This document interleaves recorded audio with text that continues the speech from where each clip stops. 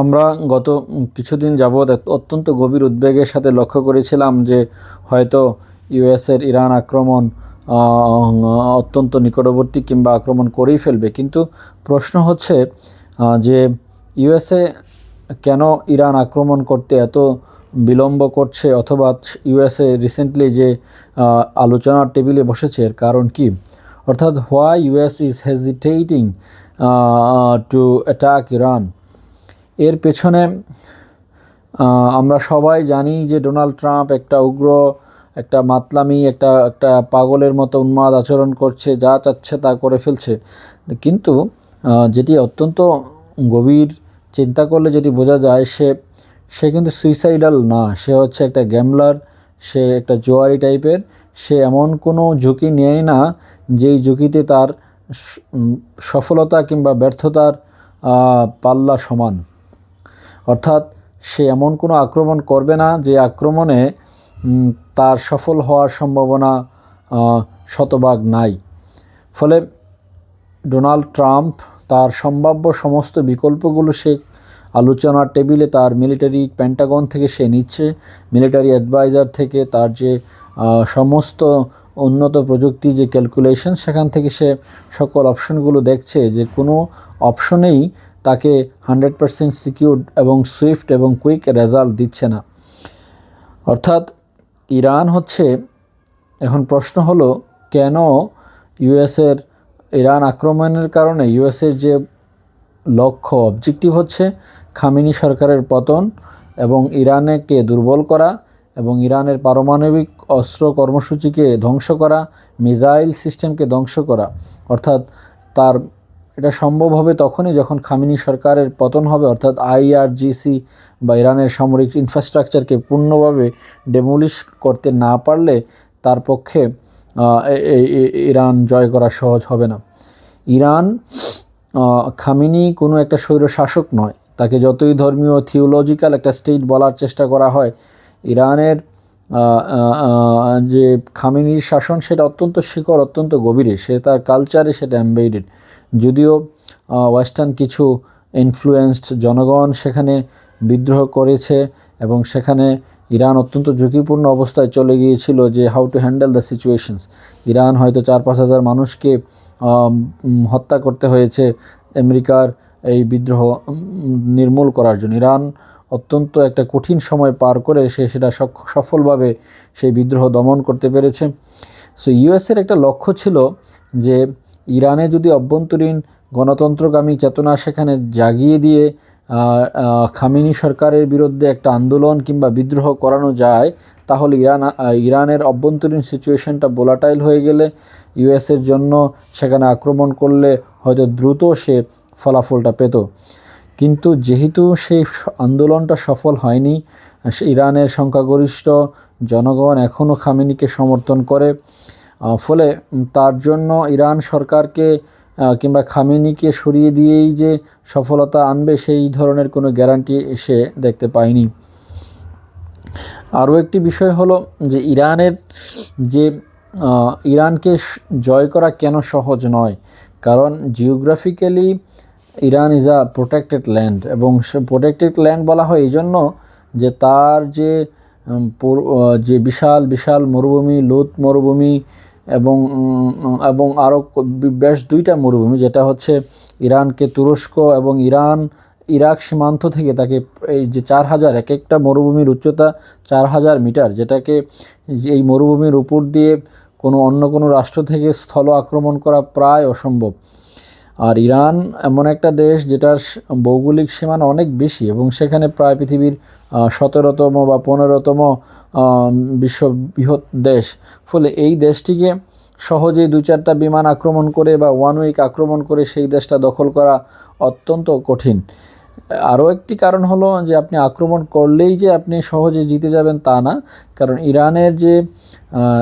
Iran তার শক্তিপক্ষকে শত্রুপক্ষের, বিশেষ করে ওয়েস্টার্ন ইসরায়েল এবং আমেরিকাকে শত্রু মনে করে তার ডিফেন্স সিস্টেম এমনভাবে সাজিয়েছে যেটাকে যুদ্ধকে ত্বরান্বিত করবে। হয়তো ইরান দ্রুত কোনো দেশ আক্রমণ করে দখল করতে পারবে না, বাট কোনো বিদেশি শক্তি যদি ইরান আক্রমণ করে তাহলে ইরান দখল করবার জন্য অত্যন্ত সময় সাপেক্ষ ব্যাপার, বছরের পর বছর লেগে যাবে ইরানকে দখল করতে।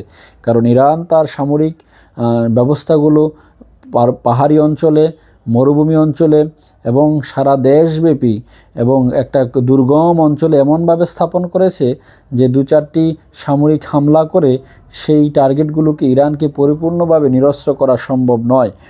ফলে ইরানের আরও একটি গুরুত্বপূর্ণ শক্তি হলো তার ড্রোন ক্যাপাসিটি। ইরান যে তার নিজস্ব ইন্ডিজিনিয়াস যে ড্রোন ক্যাপাসিটি বিল্ড আপ করেছে সে সম্পর্কে আমেরিকার কাছে এখনও পূর্ণাঙ্গ তথ্য নেই, যেটা এবং ইরানের ড্রোন দিয়ে রাশিয়া এখন ইউক্রেনে বেশ সফলতা লাভ করেছে। ফলে আমেরিকার যে মধ্যপ্রাচ্যে যে সামরিক স্থাপনাগুলো সবগুলো ইরানের ড্রোনস এবং মিসাইল, যে ব্যালিস্টিক মিসাইল বা ইন্টারকন্টিনেন্টাল মিসাইল বলেই না কেন, ইরানের যে অত্যন্ত শক্তিশালী ইন্ডিজিনিয়াস যে মিসাইল সিস্টেম, সেই মিসাইল সিস্টেমের উইদিন দ্য রেঞ্জ ইউএসের এই সামরিক ঘাঁটিগুলো। ফলে যুদ্ধ যদি দীর্ঘায়িত হয় এটার কস্ট হবে অত্যন্ত ব্যয়বহুল। Already USA is under tremendous pressure. চায়নার যে অর্থনৈতিক প্রবৃদ্ধি, চায়নার যে অর্থনৈতিক সারা বিশ্বের মধ্যে এখন চায়না যেভাবে ইউএসকেও ছাড়িয়ে যাচ্ছে, ফলে ইউএস এই মুহূর্তে যদি ইরানে গিয়ে একটা দীর্ঘমেয়াদী যুদ্ধ সম্মুখীন হয় এবং সেই যুদ্ধ যদি 1 মাস বা 2 মাসের মধ্যে সফলভাবে শেষ না হয়, তাহলে ইউএসের যে মিলিটারি স্পেন্ডিং এবং সেটা ইরানের কাছে যে পরিমাণ যুদ্ধের ক্ষতি হবে, যে পরিমাণ খরচ হবে, ইউএসের অর্থনীতি চায়নার কাছে সারেন্ডার করা ছাড়া উপায় থাকবে না। ফলে এই অর্থনৈতিক ঝুঁকিটা বর্তমানে ইউএসের জন্য নেয়া, যদি যুদ্ধ দীর্ঘায়িত হয় তাহলে এটা অত্যন্ত কঠিন কাজ হয়ে যাবে আমেরিকার জন্য। It can B A suicidal, that could be the end of US hegemony in the world.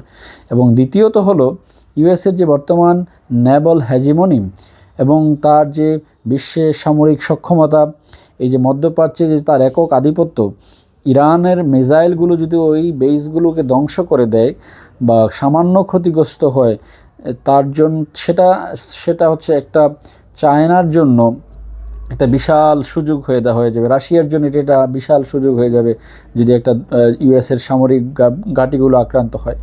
ফলে ইউএসের যে মূল প্রতিপক্ষ সেটা হচ্ছে China is the ultimate rival of USA. So এই মুহূর্তে ইউএসএর জন্য একটা অনিশ্চিত যুদ্ধে জড়িয়ে পড়া অত্যন্ত কঠিন কাজ এবং অত্যন্ত রিস্কি জোন। আরও একটি হলো যে ইরানের যে ইউএসের যে সামরিক ঘাঁটিগুলো মধ্যপ্রাচ্যে আছে এটা বললাম।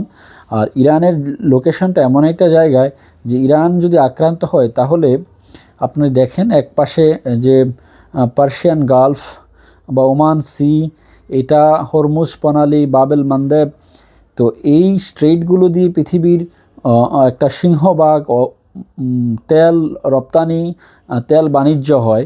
ফলে এই রুটগুলো যদি আক্রান্ত হয় তাহলে ইউএসের অর্থনীতি বা সারা বিশ্বের অর্থনীতি একটা চ্যালেঞ্জের সম্মুখীন হবে এবং যার ফলে মধ্যপ্রাচ্যের রাষ্ট্রগুলো যদি ক্ষতিগ্রস্ত হয়, যেখান থেকে ইউএসএ অনেক বেশি বেনিফিটেড হয়, ফলে ইউএসের জন্য এটা একটা বিশাল ধাক্কা হবে।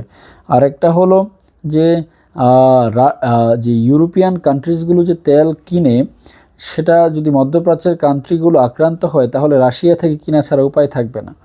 সো একদিকে ইউক্রেনে ইউএসএ অস্ত্র সাপ্লাই দিচ্ছে, এখন যদি নতুন করে আরেকটি যুদ্ধ তৈরি হয় ওই ইউক্রেন ফ্রন্টে রাশিয়া যে অ্যাডভান্টেজটা পাবে, যার কারণ রাশিয়া আরও বেশি আগ্রাসী হয়ে যাবে। ফলে ইউএসএ এখন তার কোনোভাবেই ক্যালকুলেশন সে মিলাইতে পারছে না যে ইরান আক্রমণ করা এখন যুক্তিযুক্ত হবে কিনা। সো ইউএসএ চাচ্ছে এমন একটা ফেভারেবল সিচুয়েশন যে ইরানের অভ্যন্তরে থেকে একটা বিদ্রোহ হোক, যে বিদ্রোহের মাধ্যমে তারা জাস্ট একটা সামান্য উপর দিয়ে কিছু আক্রমণ করে আইজিআরসির সামরিক স্থাপনাগুলো ধ্বংস করে দিয়ে ইন্টারনালি সেটা রেজিম চেঞ্জ করতে, যেটা সফল হয়নি। ফলে ইউএসের আক্রমণ এই জন্য বিলম্ব হচ্ছে। আরও একটি হলো যে ইরানের যে ভৌগোলিক তাৎপর্য, যে জিওপলিটিক্যাল সিগনিফিকেন্স, তার এক পাশে তুরস্ক, এক পাশে ইরাক, এক পাশে তার যে কাস্পিয়ান সি, অর্থাৎ ইউএস সে আক্রমণ করলে ইরানের জন্য মোবিলাইজ করা অত্যন্ত সহজ। সো ইরানকে সে ইচ্ছা করলেই তাকে বটলনেক করে ফেলতে পারবে না, তাকে গৃহবন্দী করে ফেলতে পারবে না। তার বর্ডার, তার সীমান্ত অনেক বেশি বিস্তৃত, অনেক বেশি সুরক্ষিত প্রাকৃতিকভাবেই, যেটা ইউএসের জন্য একটা স্থল অভিযান দিয়ে করা সম্ভব না। শুধুমাত্র বিমান হামলা কিংবা এয়ার ইনভেশন দিয়ে সে ইরান জয় করতে পারবে না, আনলেস অর আনটিল ল্যান্ডে তার একটা সাবস্টেন্সিয়াল সাপোর্ট তৈরি না হবে। ফলে এই সকল বিবেচনায় নিয়ে ডোনাল্ড ট্রাম্প এখন ইরান আক্রমণ থেকে কিছুটা দূরে সরে গেছেন। যদি এই ধরনের সিচুয়েশনগুলো ফেভারেবল সিচুয়েশন তৈরি হয়, হয়তো ভবিষ্যতে আমরা আক্রমণ দেখতে পারবো। Thank you.